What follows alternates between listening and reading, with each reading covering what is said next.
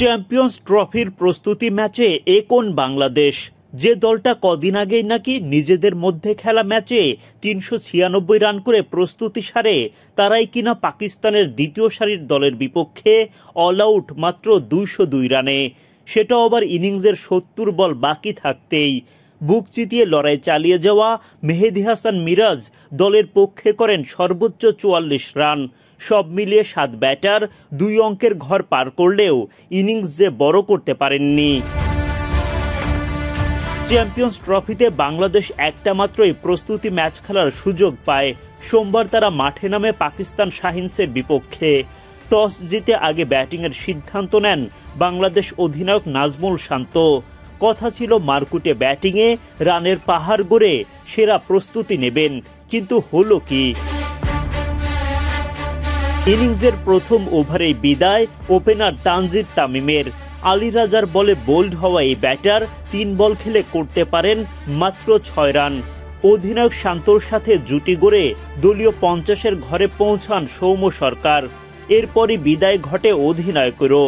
২১ বল উইকেটে টিকে থেকে মাত্র ১২ রান করেন শান্ত।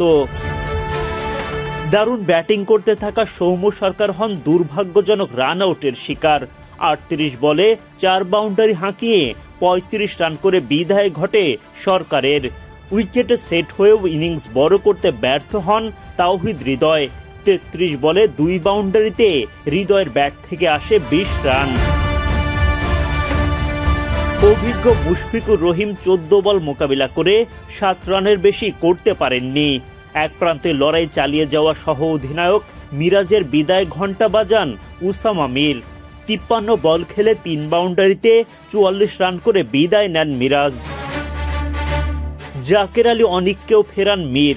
৫ বলে মাত্র ৪ রান করে দলকে হতাশ করেন অনিক। শেষ দিকে টাইগার বোলাররা অবশ্য দলকে ২০০ রানের গণ্ডি পার করতে সাহায্য করেন। ১৫ বল খেলে ১৪ রান করেন রিশাদ হোসেন। ২৭ বলে ৪টি ৪ ও ১টি ছক্কায় ৩০ রান আসে তানজিম সাকিবের ব্যাট থেকে। মাত্র ২০২ রানে শেষ টাইগারদের ব্যাটিং ইনিংস। এদিন ব্যাটিংয়ে নামা হয়নি অভিজ্ঞ মাহমুদুল্লাহ রিয়াদের। প্রস্তুতি ম্যাচে ব্যাটিংটা মোটেই ভালো হলো না শান্তদের। এবার ভারতের বিপক্ষে আসল লড়াইয়ে কতটা ঘুরে দাঁড়াতে পারেন টাইগার ব্যাটাররা, সেটাই দেখার পালা।